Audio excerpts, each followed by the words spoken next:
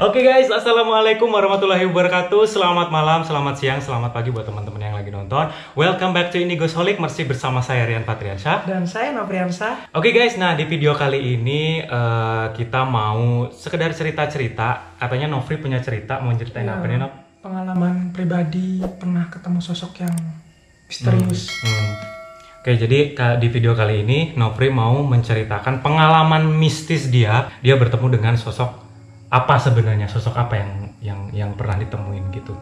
Ini menurut Nofri adalah cerita yang paling menyeramkan atau gimana nih? Menyeramkan seumur hidup. Paling menyeramkan? Iya. Oke, coba diceritain gimana tuh Nov? Jadi itu kan tepatnya tuh, pokoknya malam Jumat lah ya. Umur saya tuh masih 8 tahun sampai 9 tahun lah, 9 tahunan ya. Itu malam itu, bapak kan TNI ya. Bapak kan dinas ke Koramil. Nah di rumah itu cuma ada kan aku sama saudaraku, kan 5 orang sama ibu, jadi kan 6 sama aku. Jadi pas saat malam itu mati lampu. Nah mati lampu, kita kan lagi kumpul, lagi nonton TV nih. Terus di ruangan TV itu ada Kak Dedi, Kak Ari, Kak Bambang, Kak Jetri, saya, ibu lagi fokus nonton TV. Tiba-tiba lampu itu kan padam, itu listriknya padam langsung tek. Nah itu entah kenapa ada rasa kayak ngantuk gitu, tapi nggak bisa tidur. Jadi ada rasa kayak ngantuk, nggak bisa tidur. Nah terus lampu tuh mulai berkedipnya tuh aneh, berkedipnya tuh nggak sewajarnya. Padahal mati lampu tapi lampunya itu bisa hidup, kayak lampu disco gitu. Nah setelah udah udah berapa jam tuh tunggu kan nggak hidup lampunya. Nah ibu ada inisiatif ngambil korek api buat ngidupin lilin. Nah setelah lilin itu dihidupin, angin ini mulai banyak gitu ya, kayak angin puyuh gitu. Terus campur hujan petir. Nah di saat malam itu ibu ngambil korek terus manggil kakak-kakakku yang lain. Nggak taunya kakakku tuh yang tadi nggak bisa tidur, tahu-tahu tertidur semua. Cuman aku sendiri yang bangun, tapi bangunnya setengah sadar setengah enggak gitu. Kayak ngantuk kayak enggak, kayak ngantuk kayak enggak. Terus ibuku tuh manggil lah Kari, Ri ambilin korek api. Nah setelah Kak Ari disuruh ngambil korek api, Kak Ari ini nggak datengin ibu. Nah setelah ngambil korek api, ada yang memberi korek api tapi bukan Kak Ari. Itu sosok yang berkepala botak. Apa kalau orang Jawa bilang gundul percek apa ya, yang kepalanya bisa dilepas itu loh. Jadi dia digelindingin kepalanya. Iya, jadi dia tuh manusia tapi kepalanya tuh bisa digelindingin. Dia konon pas meninggalnya itu disebabkan kadang terputus lehernya saat dibunuh gitu, biasanya putus lehernya. Bisa jadi gundul pelecek atau manusia kepala buntung yang bisa dimain-mainin. Nah sama ibu dikejar, mukanya itu mirip Kari. Mirip itu kakakku keluar rumah? Iya, keluar rumah terus sambil megang korek tadi. Terus korek itu dilekasin ke ibu, dilemparin. Terus ibu kan marah, kontak marah kan karena gak sopan lah ya. Sangkanya Kak Ari gitu ya? Sangkanya Kak Ari, sangkanya kok ngelemparin korek gitu aja. Nah setelah ibu ke belakang ngejar itu, Riri kemana kamu? Nah ibu ketemu sosok lagi, ketemu sosok penunggu rumah itu. Nah sosok penunggu rumah itu perempuan. Nah ditanya sama ibu, siapa kamu? Saya penunggu di rumah ini katanya. Kenapa kok ganggu? Saya nggak ganggu, saya hanya mewujudkan. Tapi itu ganggu kita, kata ibu. Ibu kan memberanikan diri. Terus belakang ngobrol. Sosok itu bilang dia tuh meninggal tuh di jalan raya lagi hamil. Terus meninggal. Dia punya ibu juga katanya. Terus meninggal karena sakit di rumah itu juga. Pemilik tanah rumah yang kami kontrak itu.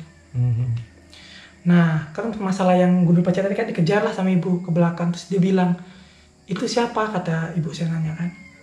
Itu masih saudara saya katanya. Itu masih keponakan saya. Itu ibu nanya ke siapa tuh? Nanya ke ini, ke sosok yang itu tadi. Itu bisa jawab. Yang bawa korek? Enggak, sosok perempuan yang ibu kesung. Oh, berdua? Berdua ketemunya tuh. Yang ninggal yang ninggal di jalan raya itu sosok anaknya dari si nenek itu tadi. Itu meninggal pada saat hamil, ditabrak mobil, mukanya hancur separuh.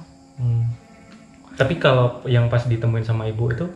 Nah, yang temuin pas pertama sama ibu itu kan normal nggak maksudnya penampilannya? Yang mana tuh yang laki? Yang perempuannya? Yang perempuannya tuh hancur sebelah. Kalau yang pertama temuin ibu kan nenek-nenek, normal mukanya. Itu meninggal katanya kayak kena TBC gitu.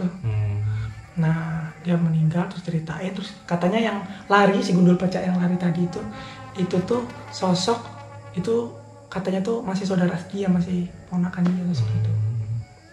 Nah, setelah kan abis itu kan ibu ngejar terus ngobrol-ngobrol sama itu, ngeliatin ke kamar kita.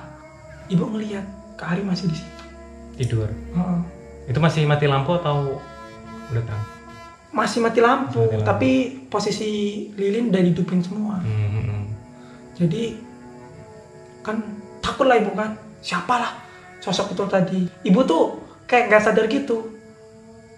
Jadi yang diajak ngobrol tadi tuh makhluk. Terus sadar-sadarnya paginya dia ngobrol sama ini terus tanya sama apa namanya tuh tetangga sebelah. Tadinya tetangga nggak ada yang mau ngaku.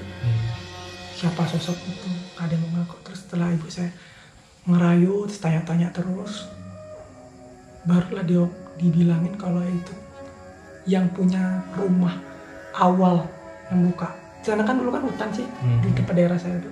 Dulu kan hutan, terus itulah yang buka pertama. Rumah itu masih geribik.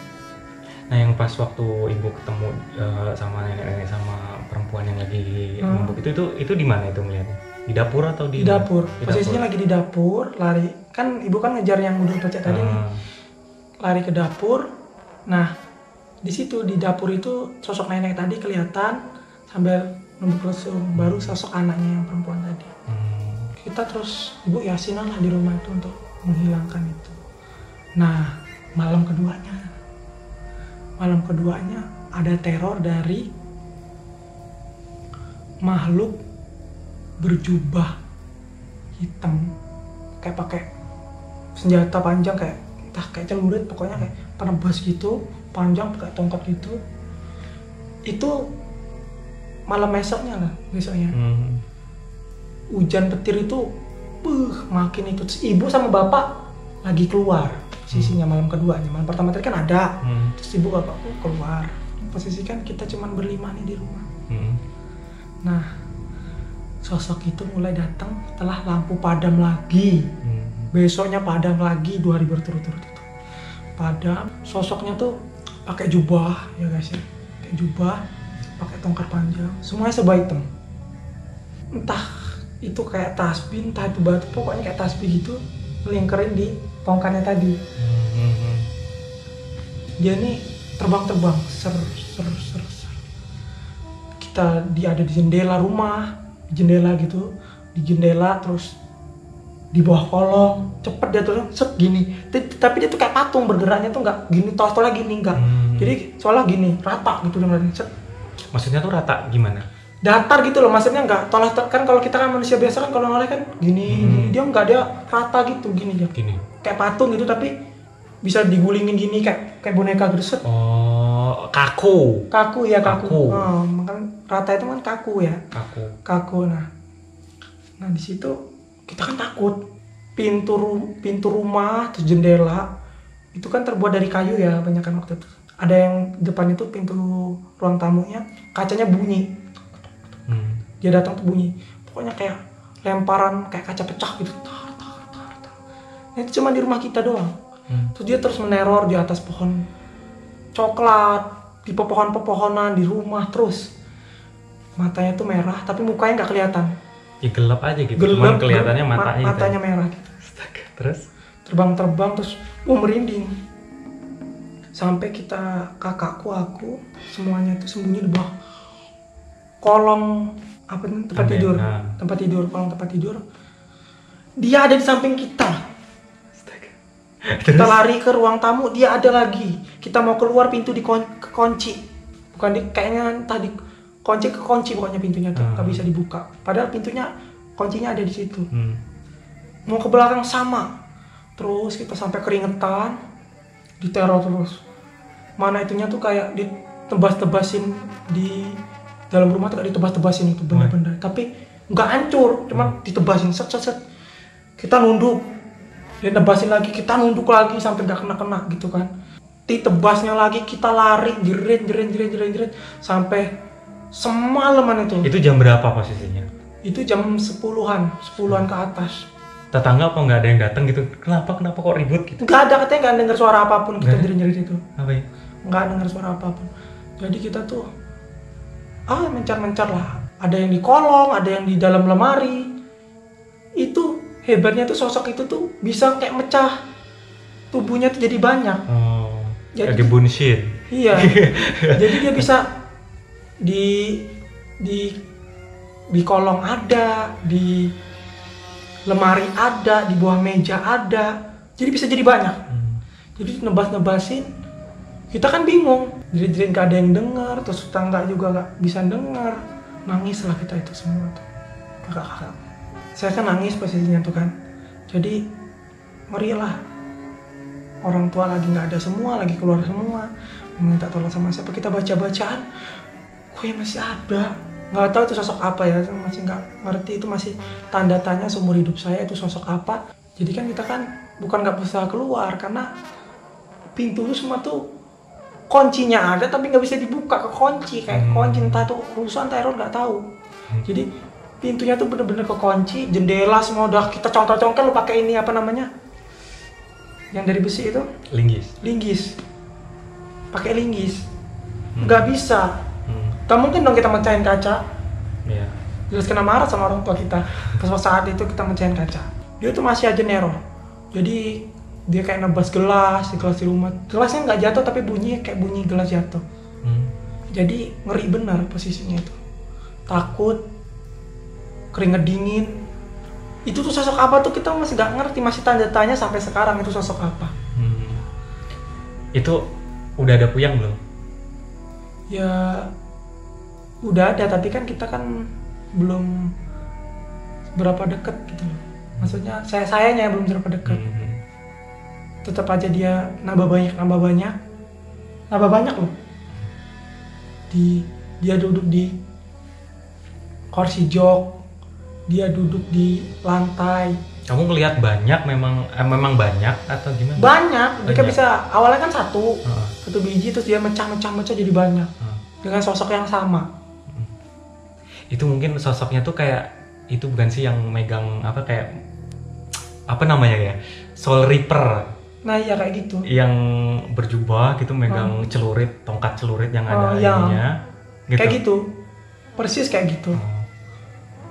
Saya juga itu bingung, itu tuh makhluk apa, jin atau apa nggak tahu, pokoknya sampai sekarang pun nggak tahu itu tujuannya apa pun nggak tahu. Untuk mengingatkan atau apa nggak tahu, karena posisi itu kita ketakutan bener. Terus sampai sekarang pun masih tanda tanya itu tuh apa, masih misterius. Pernah nanya sama Puyang nggak? Puyang itu apa sih yang dulu itu? Saya pernah nanya tapi nggak pernah dijawab. Nah itu makanya tanda tanya sampai sekarang. Mulai dari situ yang saya kan pernah cerita ya, yang masalah tikus gede itu. Udah pernah cerita. Nah awal kan yang tikus gede itu terus dari dari ketemu tikus gede itu, terus kejadian yang ini kan pindah rumah kan, kejadian yang ketemu makhluk yang berjubah ini. Nah setelah kejadian itu ada kejadian lagi. Apa itu?